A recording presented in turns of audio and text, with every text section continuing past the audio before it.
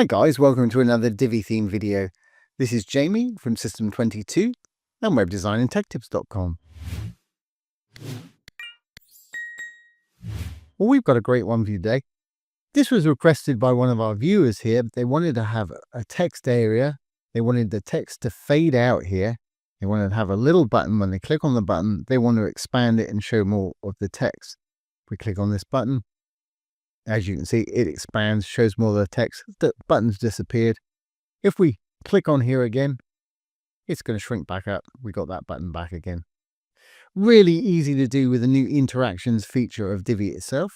I'll show you exactly how. So let's get started. I'm going to go ahead and start a new page. We'll start from scratch. Let's give it a name. And of course, we'll use the Divi builder. I'm going to build from scratch. As usual, by default, it puts in a section, the blue tab here. Prompts us to add a row. However many you want, select your row size here, or column structure. I'm going to go for, I think, 3 equals. Okay, the first thing I'm going to do is add a text module. That's where we're going to put our text, funnily enough. And I've got some content over here that we'll throw in. Mine I've kept to about 200 words. I'm going to select the text here, just override it with my content. That's great. Now obviously style this and adjust this however you want. I'm going to leave mine exactly like that. Now for the button, I'm going to add a new module right here. I'm not actually going to use a button module as it has no background. I'm actually going to use a call to action module, as we can see down below here. Don't want any content in it. Get rid of that title. And get rid of the content here. All I want is the button. The button's not actually going to show up until we put a link in for it. We can do that easily down below here. I'm just going to put a hashtag there as a placeholder. We really don't want to take them anywhere. We're going to use this to open and close the text module up there. Great. Well, there's the 2 little elements that we want. What I'm going to do now is I'm going to go back into my text module by just clicking on it. I'm going to give it a fixed height of the amount of text that we want to see initially. So we're in the text module. We're going to go to design, down to sizing. In height down here, I'm going to try 300 pixels. Obviously adjust yours to taste. That's great, but you can see this text spilling out down below. If you look above there, you'll see the dark line that's showing us how deep that actual module is. So to get rid of this stuff that's pouring out down the bottom, this is called overflow.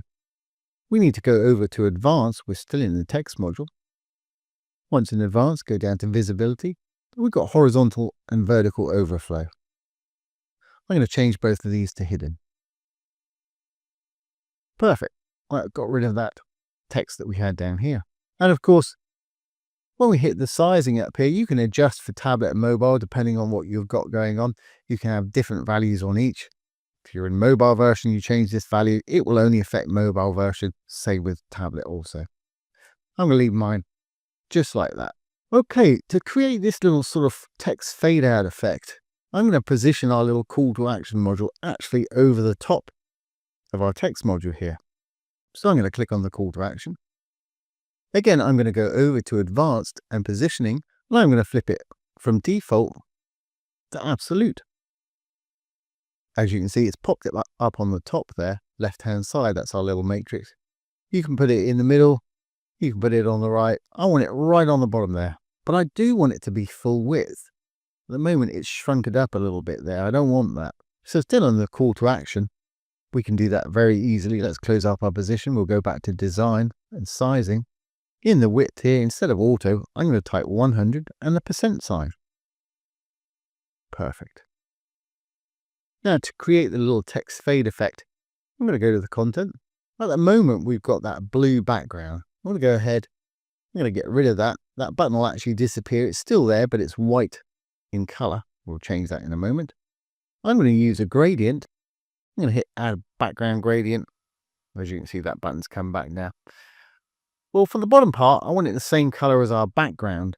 And if you're using this with a different color text module, you want to match that color. So I'm using a simple white very easily. I'll just left click on this one, pull it out to white. Great. Now the top one really doesn't matter too much what color you put in there because we're going to make it opaque. So I'm going to click on the top one, the blue one there. this little slider, I'm going to bring the opacity down all the way so it's see-through. So we've got a kind of effect of that fading out down here. And you can adjust these because when I add the button, I really want the text to fade above the button. We can pull our white up a little bit. If we do that, you'll see it's starting to hide down below. And our transparent one, if you want to bring it down, we can bring it down more. But I think that's going to work for me. I'll pull it up to here. Let's add our button back and see what we got. When I say add the button back, all we need to do is go to design, down to the button, and give it a color we can actually see on that white background. Use custom styles for button. I'll just give it default blue background perhaps. Now what we can do, I think I'll take that text down a little bit inside, a little bit too big. I probably want it to say read more or something like that. So I'm going to take mine down to perhaps 14 pixels. Then we're going to capitalize it. Obviously styling is entirely up to you. And back over in content, in the text, I want the button to say read more. If you want to fade out your text a little bit more, I wouldn't mind it starting to fade from about here. We can add a bit more padding to the top of this so it's a bit deeper and adjust from there. Very easy to do. We're still in the call to action. I'm going to go over to design again. We'll close up the button. Spacing. Let's give it a couple of 100 pixels padding on the top. Default's 40 there. As you can see, it's faded out that text more at the top.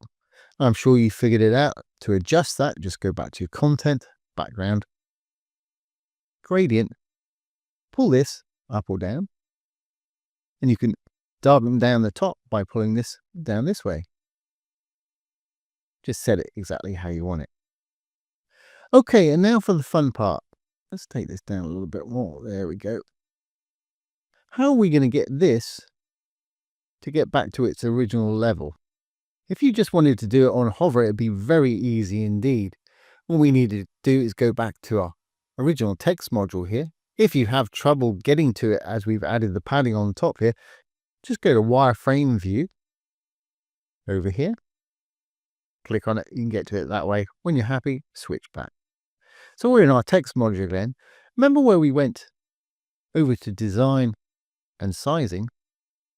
We gave it that 300. If you just wanted to do it on hover rather on that button click, we could just go up here to the little desktop icon, hit hover.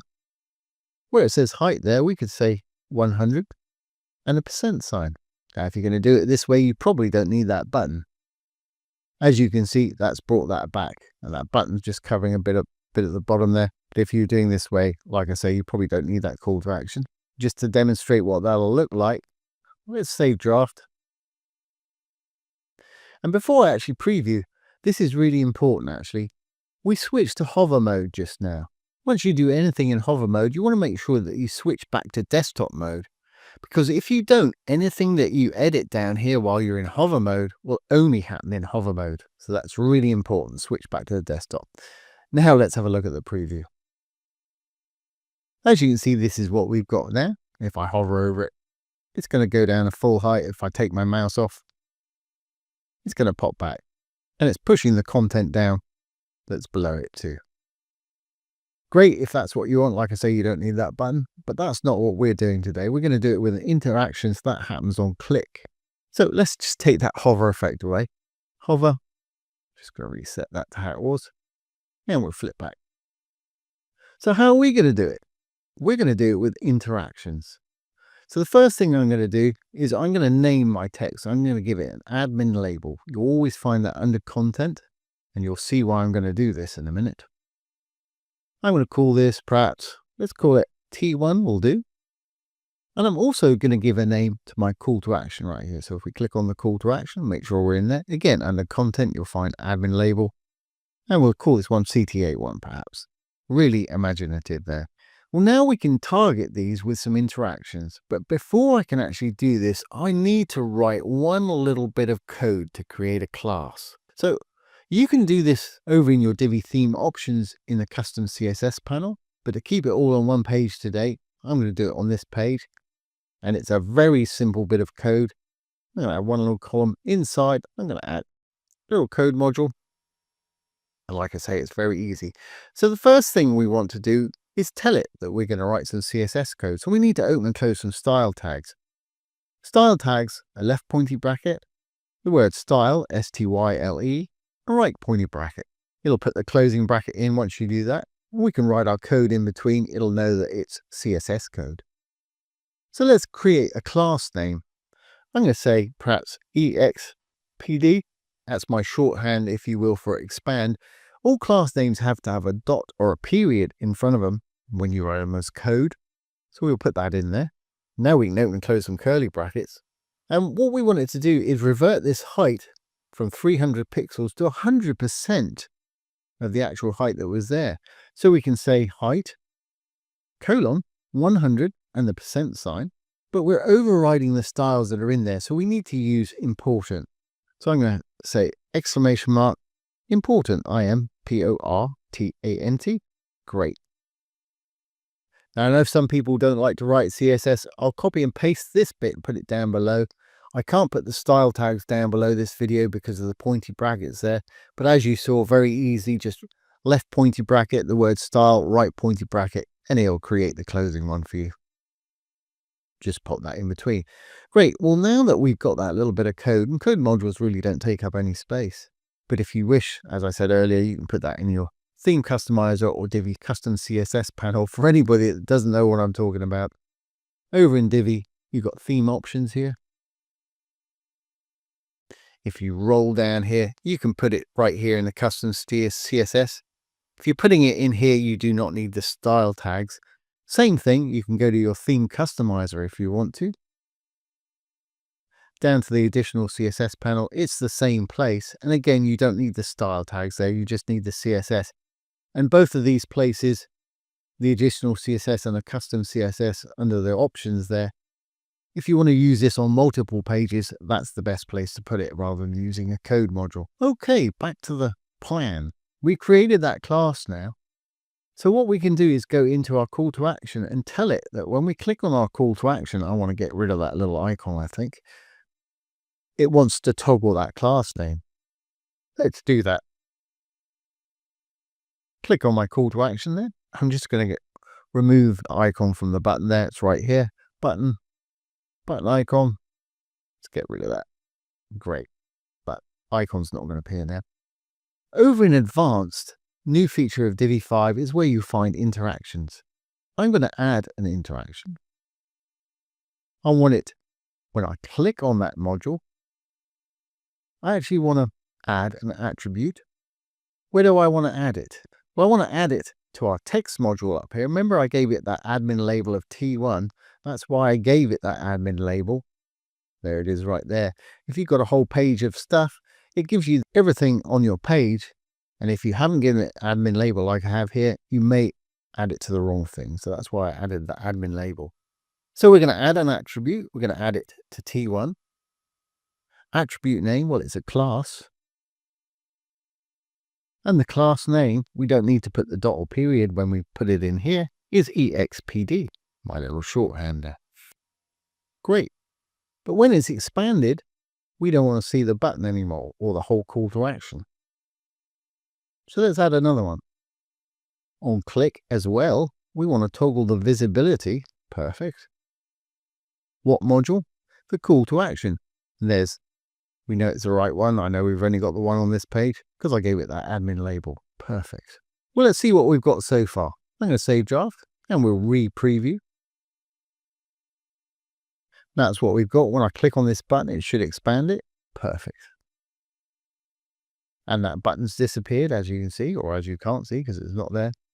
But when they click on it again, I kind of like it to go back up to how it was. And I'm sure some of you are ahead of me on this. If we go back here, this time we're going to go into the text module. And again, if you can't get to it by clicking on it, get to it on the back end right here, just like that. We're in the text module now. We're going to add some interactions to the text module. When I click on the text module, I want it to actually remove that attribute. Target module is the text module itself, T1. What's the attribute? Was that class? And the class was called EXPD. Great, we'll save that one. And I also want it to bring that button back, because remember when we've got it expanded, the button's disappeared. When it contracts back up again, I want to see that button again. So we'll add another interaction to this. On click, toggle visibility, that's going to work. Which module? You know which module. CTA1, perfect. So we'll save our changes here. We've done everything correctly there. This should now work for us. Let's resave. And we'll preview again. There's what we've got. When I click on this button, or anywhere around this area actually, it's going to expand. The button's disappeared. If I click back on this text module, it's going to pop back up to how it was right there. And our button has reappeared.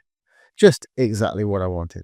Like I say, you can adjust the fade by adjusting the gradient in the back of the call to action module there. One more time. If I click on it, fantastic. Button's gone.